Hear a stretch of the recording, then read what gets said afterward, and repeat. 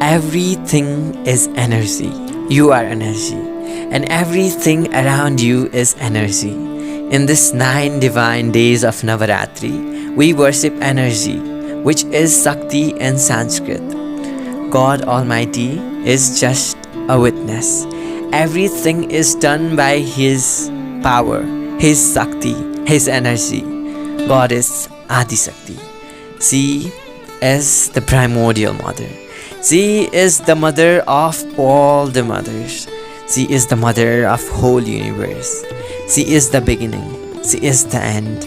She is a molecule. She is the whole universe. She is within you. She is without you. She is omnipotent. She is omnipresent. She is beyond the words. She is beyond mental conception. Welcome to 9 special episodes of Navaratri, where we'll be talking about 9 special goddesses, 9 incarnations of goddess Adi Shakti, their qualities, their powers, and what can we actually learn from them. So today is the first day of Navaratri, where we worship goddess Shailaputri. Shailaputri consists of 2 words, which is Shaila and Putri. So Shaila means Himalaya and Putri is daughter. So goddess Shailaputri is the daughter of Himalaya. I'll be talking about story of goddess Shailaputri in the later part of the video. First, let's discuss about qualities of goddess Shailaputri and what she teaches us and what can we learn from her.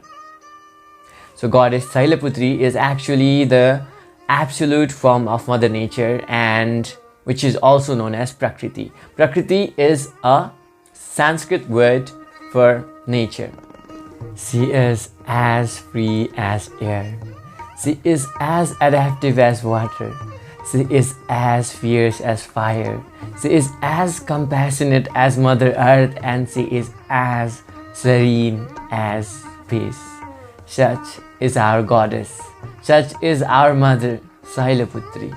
Today, in this divine day where we worship nature, where we worship goddess Prakriti, goddess nature, Mother Nature, we have to commit one thing to ourselves, that we'll never abuse and we'll never go against Mother Nature and we'll never harm Mother Nature.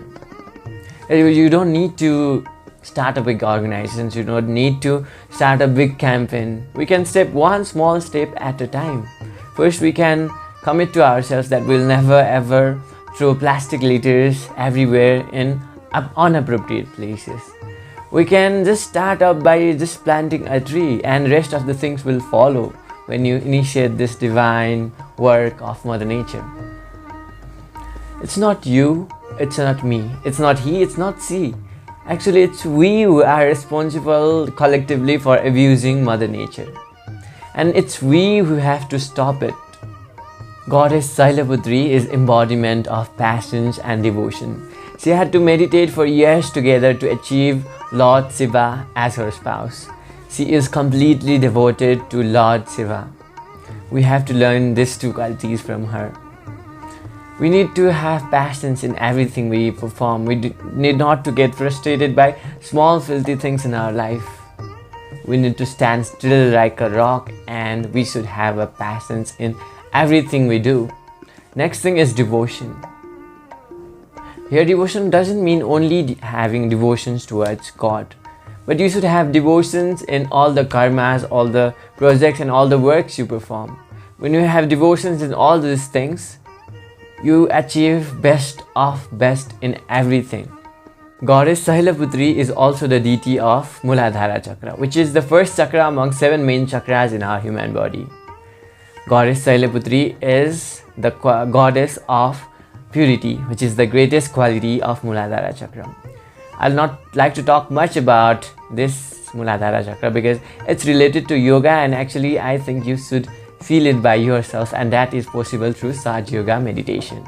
I'll put down the description of Sahaja Yoga Meditation, which is for free and from which we can feel the awakening of Muladhara chakra.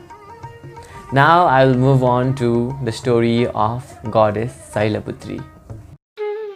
Goddess Shailaputri is represented with lotus in one hand and trident in another hand, and she is seated on a bull. She was the daughter of Daksha Prajapati as Sati on her previous birth. She was destined to be the spouse of Lord Shiva, and through her devotion, she was able to persuade Lord Shiva to marry her. But Daksha Prajapati, blinded by his ego, didn't recognize the divinity of Lord Shiva and denied to marry her daughter to Lord Shiva. Sati, being an incarnation of goddess Adi Shakti, was not and couldn't marry any other man but Lord Shiva. So she left her father's house and married with Lord Shiva without the free will of her father. Once Daksha Prajapati had organized a special yajna to which Sati and her husband Lord Shiva were not invited. But however, it was attended by all other gods and holy men.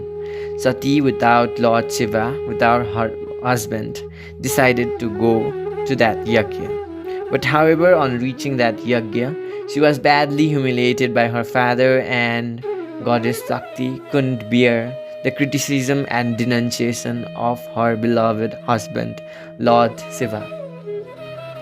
Goddess Shakti didn't want to stay in that body whose father was an egoist madman like Daksha Prajapati. So she burned her own body by her own yogic energy. Later on, whole universe, including Daksha Prajapati, had to face the anger of Lord Shiva. And later on, Veerbhadra, who was the fierce part of Lord Shiva, cut the head of Daksha Prajapati, and later on he was made alive by Lord Shiva by putting goat's head into his body. After that, Lord Shiva went into deep meditation and isolated himself from the whole universe. The whole world had to face the crisis of Lord Shiva. So Goddess Adi Shakti again took birth as the daughter of Himalaya and was named Parvati, which is also Shailaputri. Parvati, on her great devotion and penance, managed to take Lord Shiva out of his deep meditation, and she married Lord Shiva. And then after, she also promised Lord Shiva that she will never ever go far away from him. Thank you for watching till the end, and don't forget to like the video and subscribe to my channel. I'll come up with the next video on the next day of Navaratri. Till then, I love you and may Goddess bless you.